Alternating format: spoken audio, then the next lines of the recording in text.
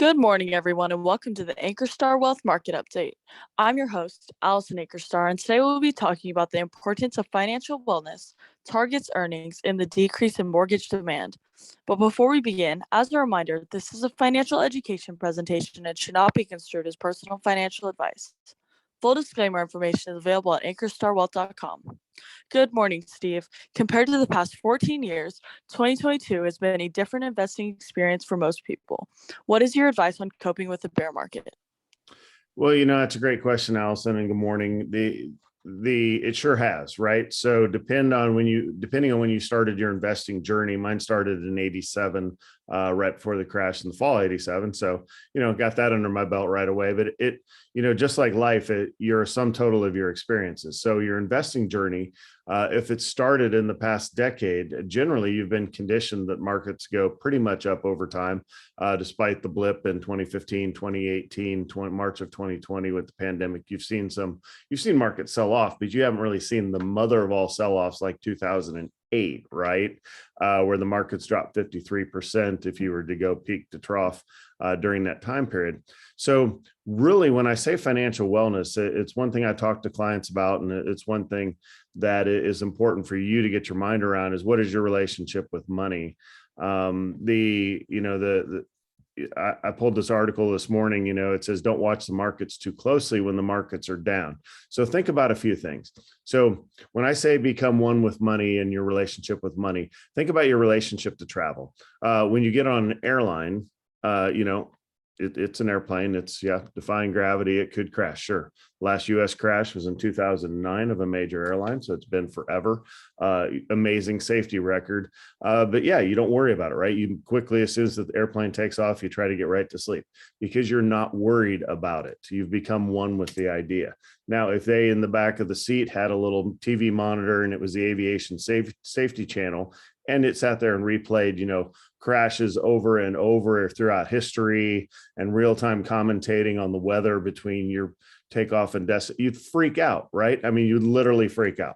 I'd freak out if I was sitting there watching that, and I'm pretty okay with all of this flying stuff. So, I mean, you become one with things over time. Driving in a car, by far the most dangerous thing you do on a daily basis. Every time you get in a car, you may not like the way I phrase this, but you are literally facing a near fatal situation hundreds of times a day as you pass another car within 4, 5, 6 feet between you.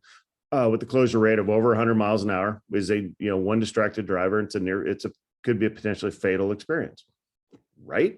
And yet there you go, zipping down the road every day with all kinds of these big hunks of metal, flying by you by just a few feet, and everybody is cool with it. That means you have internalized your relationship with driving. You value the ability to go from point A to point B more than you do and you accept the danger, right? Otherwise you'd walk to work or walk to school because that's far safer. So investing in money is kind of the same thing. Is you do have to, when you put money into a market, you have to accept that markets go down sometimes. And as long as you realize that they do, then you don't necessarily hold on nearly as tight with your investing. As when markets are down, Buffett says, don't watch the market closely. We have the ability to do so through all the apps and the websites and things to be able to check our stocks nonstop. I love CNBC. However, that can be your worst enemy if you do not have a good relationship with money and investing. So what does all that mean? It's important for you to differentiate two things. So there's cash flow and then there's wealth building, right? Your investments are over in the wealth building for most of us. Now, if you're in retirement, then your investments have been turned into a cash flow machine. But until you hit retirement, most people are not living out of their portfolio. Meaning you have a job, somebody in the family has a job or both, or however your personal economy works, but there's money coming in either actively through a job, passively through income, dividends, real estate properties, side gigs, whatever, right? Yeah, that's your cash flow situation. And once your cash flow situation is settled and you live whatever quality of life that you want to live, your investments are focused on the long term. Right? So it's when you get in a situation where your investments are solving cash flow problems, that's when your head can get really out of whack, if you will, and your relationship with money can kind of blow up a little bit, and you can make potentially emotion-based decisions. So think of it this way. The biggest investment most people have in their life, physical investment, I would say the actual investment is choice of a spouse. But if the biggest physical investment you will ever make for most people is buying a home, right? In a down market, if the housing market starts down, what do you think immediately? Immediately, without a doubt, you say, okay, we'll just stay in our home a little while. You don't like, oh my God, the housing market's down. We better get out of this bad boy, right? Let's uproot our entire family, change all of our decisions based off the fact that the Zillow says our house prices dropped 10%. If you're making those type of decisions, I say good luck to you and your family, right? Because that's not how you make decisions. So in a bear market, yeah, sometimes there are times to look away. I do have clients that said, Steve, I haven't even checked my 401k this year. And my answer to them was, well, then don't check it now.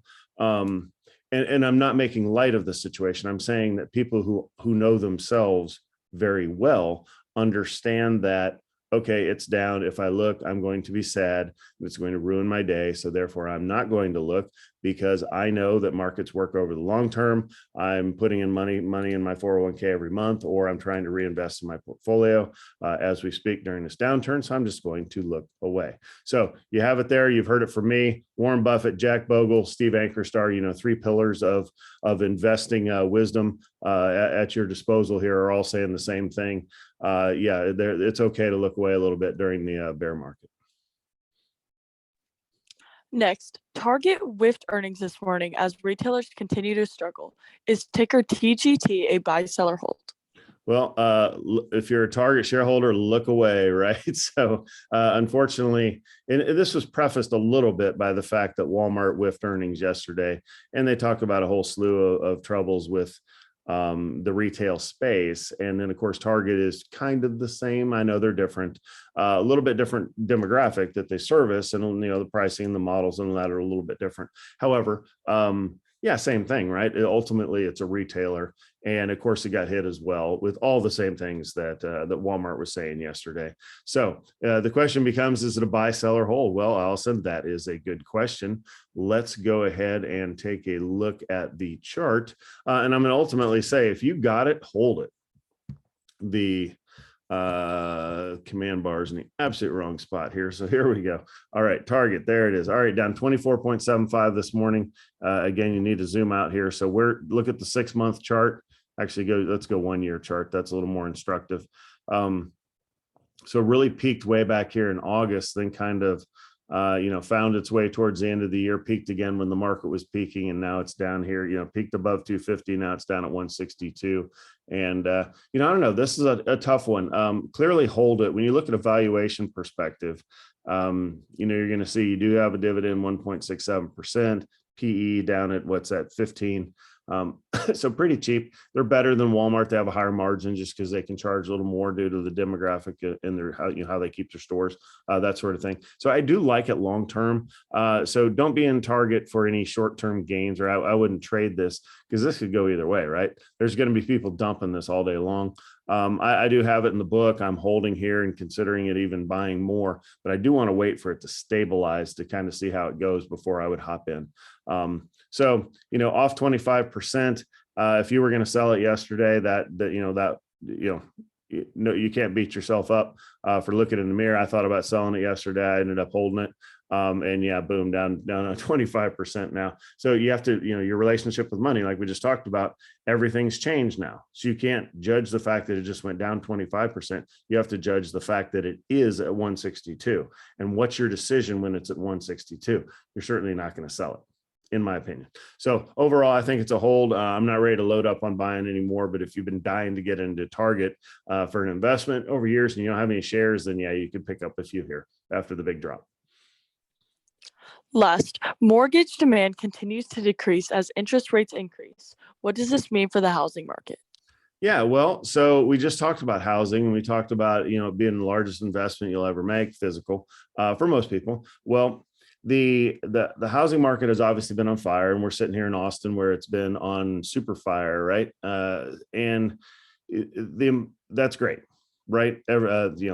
People's net worth have jumped, $500,000 in a couple of years, right? Based off of just no genius more than just I bought a house and look at it go, sort of thing. So don't forget the role of luck and timing in investing. There will be people that will take credit for their investing acumen, saying, I specifically moved to Austin and I bought in this neighborhood and I picked this house because I knew that Elon Musk would move here and that all this business would sprout up and I'm a genius investor.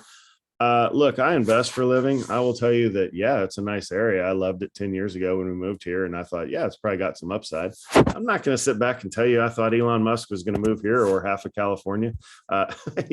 So luck and timing do play a role in investing. So don't give yourself too much credit. But I would say if you're sitting on, there are some folks that I talk to that, an extra $500,000 was kind of really good thing for them at that point in their life because they're approaching retirement. And those folks, I advise, sell your house, take the gain, downsize, especially if the kids have already out of the house, downsize. And that way you've kind of bailed out your own retirement plan if it wasn't where you wanted it to be. That's one side of the story. The other side of the story is that folks were working and saving for a down payment. Well, that goalpost just moved, like bam, the down payment moved and now interest rates are on the rise. So where are we at with interest rates? The 30 years actually chilled out a second. About a month ago, it jumped to 5.5% and for a 30-year fixed, and it's really kind of in that same ballpark. So that's good news.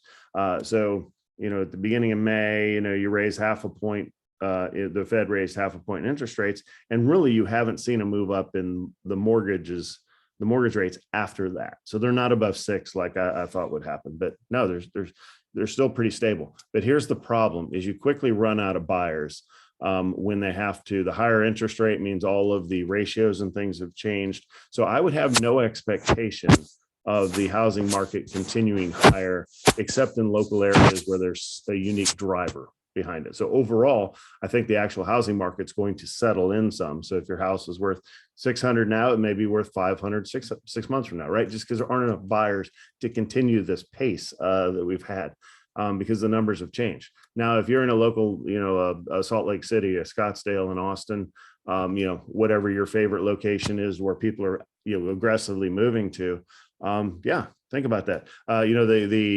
The number one place to live in the U.S., which was Austin 2 years ago, it changed to Huntsville. So congrats to Huntsville, Alabama, for being named the number one place to live from affordability and things. And now Austin's down at 13. Why is it down at 13? Has the awesomeness of Austin changed? No, it has not changed at all. It's simply become a lot more expensive. So affordability is one of the 3 factors that they factor in there. So overall for the housing market, I just wouldn't move into real estate now because you think it goes up forever. Things don't. If you're a homeowner, you benefited from this. If you're a home buyer, this has been a tragedy, honestly, a complete tragedy, and it had nothing to do with you, right? It was all timing. So that's where we are kind of on the housing market. Allison, I do think it's going to slow the housing market down from where it has been.